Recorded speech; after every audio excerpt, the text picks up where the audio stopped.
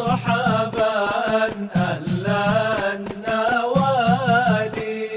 السلام عليكم ورحمة الله وبركاته. الحمد لله وكفى ثم الصلاة والسلام على النبي المصطفى وعلى آله وأصحابه أهل الصدق والوفاء. أما بعد سبحانك لا علم لنا إلا ما علمتنا إنك أنت العليم الحكيم. ربي اشرح لي صدري ويسر لي أمري واحلل عقدة من لساني يفقهوا قولي وسدد لساني واهدي قلبي بحق سيدنا محمد صلى الله عليه وآله وبارك وسلم.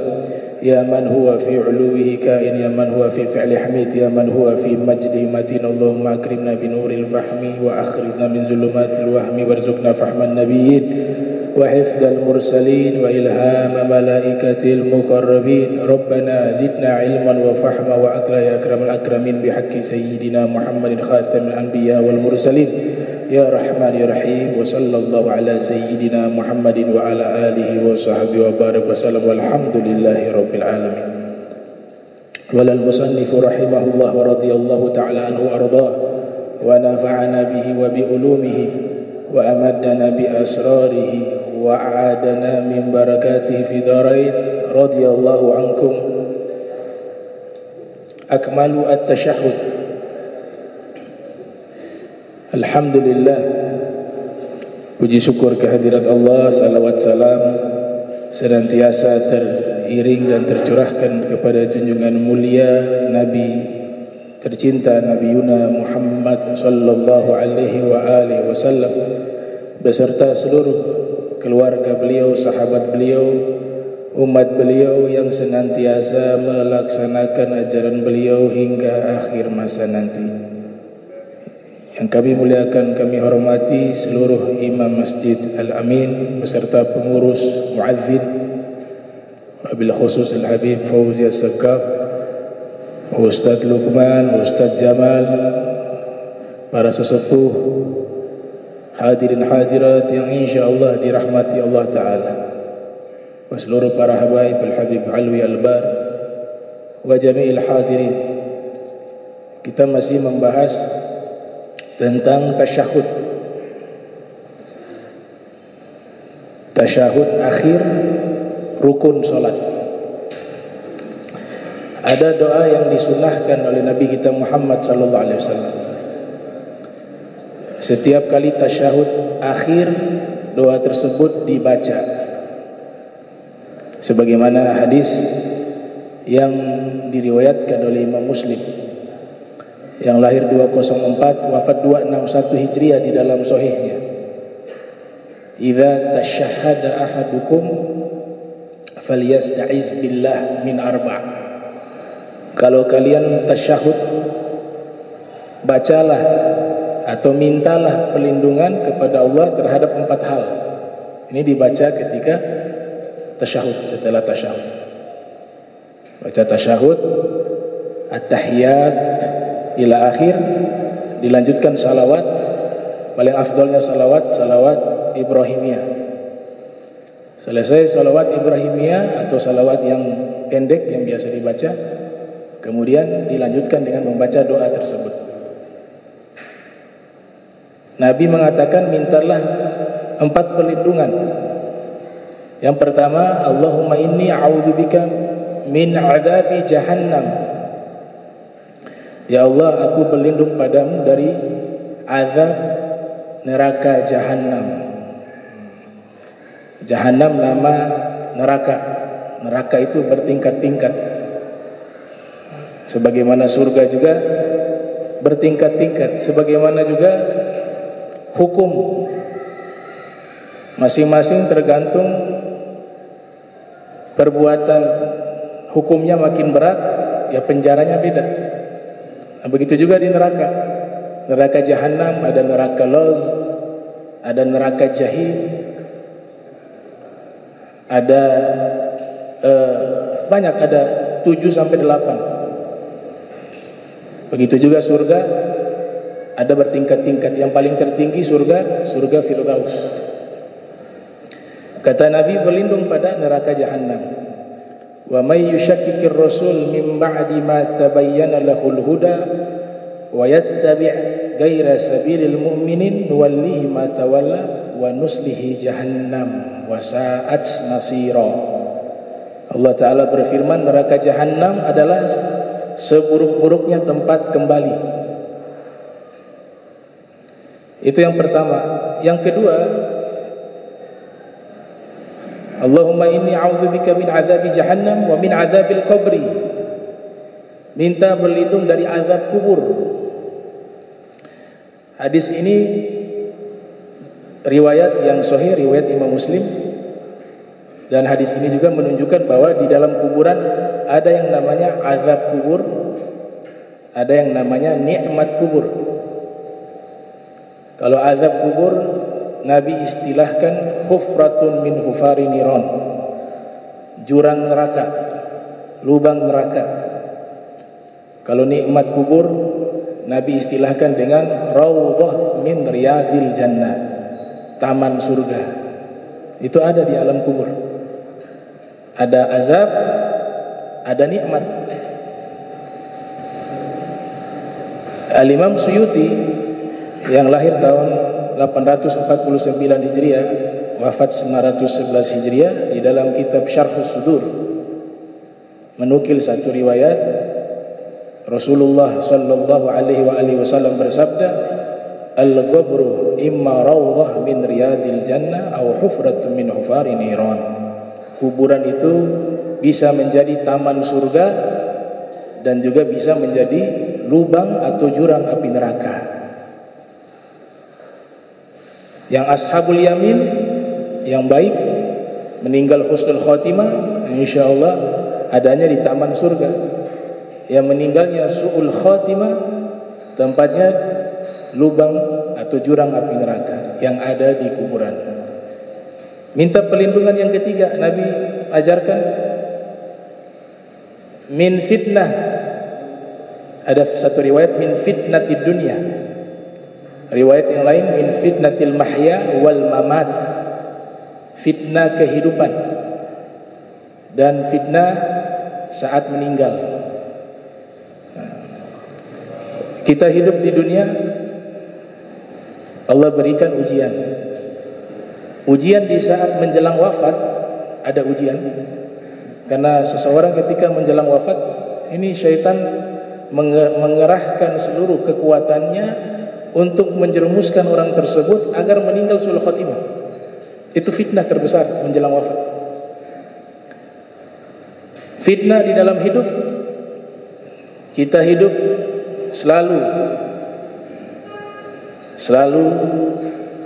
berada dalam godaan-godaan musuh-musuh kita. Godaan pertama dari syaitan. Sayyidul Walid mengatakan syaitan itu masuk di semua tubuh manusia. Di mata ada. Ketika dia masuk lewat mata, dia gerakkan syahwat di mata untuk melihat yang haram. Dia masuk di kemaluan, dia gerakkan syahwat kemaluan untuk berzina. Dia masuk ke hati, dia gerakkan syahwat di hati untuk ujub, kibir, dengki, hasad. Dia masuk lewat tangan, dia gerakkan syahwat tangan untuk mencuri, mengambil haknya orang, dan seterusnya. Nah, itu fitnah.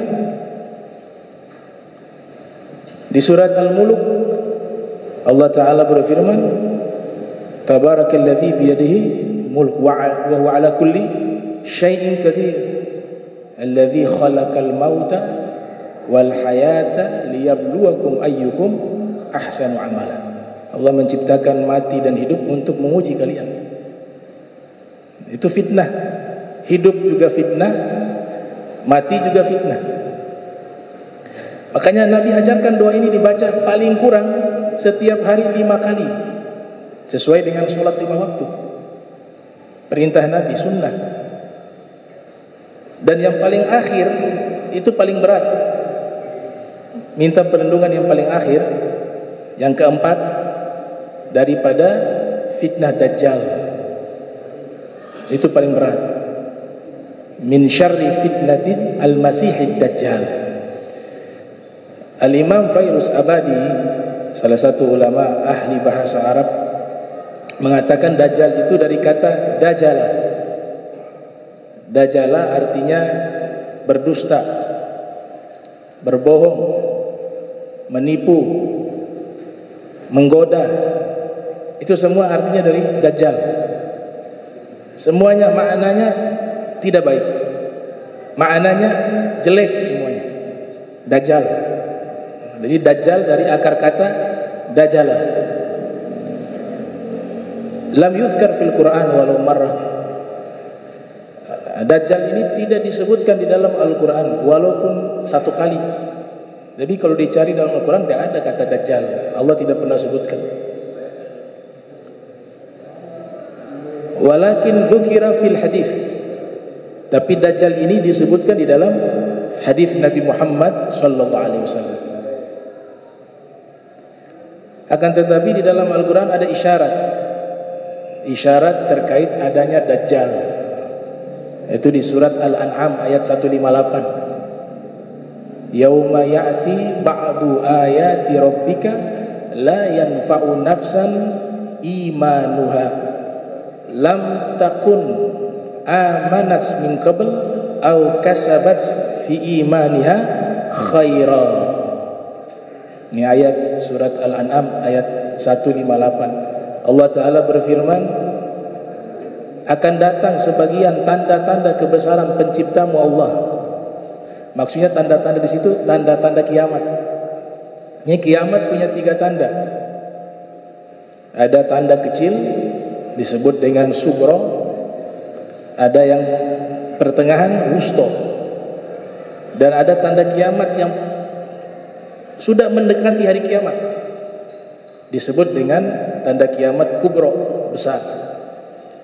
Tanda kiamat yang paling kecil sugro itu dimulai sejak lahirnya Nabi Muhammad SAW. Jadi kelahiran Rasulullah itu sebagai tanda awal, tanda kiamat yang paling awal. Ada kitab namanya Daqaiqul Akhbar. Itu menyebutkan sebelum Nabi lahir, malaikat yang ditugaskan meniup sangkakala, Israfil, malaikatnya namanya Israfil. Sebelum Nabi lahir itu sangkakalanya masih belum diletakkan di mulut. Di saat Nabi lahir, saat itu juga Allah perintahkan sangkakala itu sudah diletakkan di mulutnya. Jadi tinggal satu perintah saja, tiuplah, maka selesai, hancur seluruhnya. Nah, makanya awal lahirnya Nabi itu tanda pertama hari kiamat. Nah, di ayat tersebut juga Allah Ta'ala berfirman bahwa apabila telah datang tanda-tanda hari kiamat dari sang penciptamu Allah, la yanfa'u nafsan imanuha. Saat itu orang beriman sudah tidak ada manfaat, terlambat. Jika sudah muncul ini tanda-tanda kiamat besar, keimanan seseorang itu tidak lagi bermanfaat. Lam takun amanat min qabl.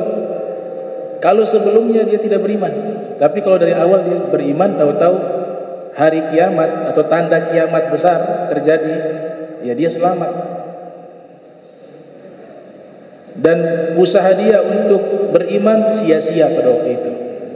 Nah, ini ayat ada di surat Al-An'am ayat 158. Nanti kalau dilacak tafsirannya, ada tafsir Bagawi. Al-Imam Bagawi ketika menafsirkan ayat tersebut, beliau menukil hadis dari Abu Hazm. Abu Hazm mendapatkan hadis ini yang sanadnya bersambung kepada Abi Hurairah. Abi Hurairah mengatakan Rasulullah sallallahu alaihi wasallam bersabda, "Thalathun idza kharajna la yanfa'u nafsan imanuha lam takun amanat min qabl aw kasabat fi imaniha khaira." ad-dajjal wad-dabbah wa tulu'u syams min maghribiha. 3 hal apabila telah keluar. 3 hal apabila telah keluar, keimanan seseorang pada waktu itu tidak lagi bermanfaat. Taubatnya juga tidak akan diterima pada waktu itu, terlambat. 3 hal itu adalah, yang pertama munculnya Dajjal, yang kedua ad-dabbah, satu hewan melata yang muncul di menjelang hari kiamat. Dia menstempel mana yang orang beriman, mana orang kafir. Dan yang ketiga, terbitnya matahari dari barat. Waktu itu pintu tobat sudah ditutup. Waktu itu orang yang ingin beriman ditolak keimanannya.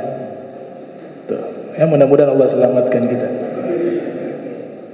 Nah, makanya jangan main-main dengan berita yang disampaikan oleh Nabi Muhammad SAW. Tidak ada kedustaan, semuanya itu akan kita alami. Tapi kalau hari kiamat, orang-orang yang beriman dimatikan oleh Allah, dicium aroma wangi. Kata Nabi, yang punya iman sebesar biji zarrah, maka aroma wangi itu akan dicium oleh dia dan dia wafat, sehingga dia tidak alami hari kiamat. Yang mengalami hari kiamat adalah orang-orang yang memang sudah dicatat sebagai orang-orang minal asyqiya, orang-orang yang celaka. Nah, ini tentang doa yang Nabi ajarkan. Paling kurang kita baca setiap hari 5 kali. Kalau bukan hal yang besar, tidak mungkin dibaca hingga 5 kali sehari, mengikuti dengan tasyahud. Nah, karena di situ ada Dajjal.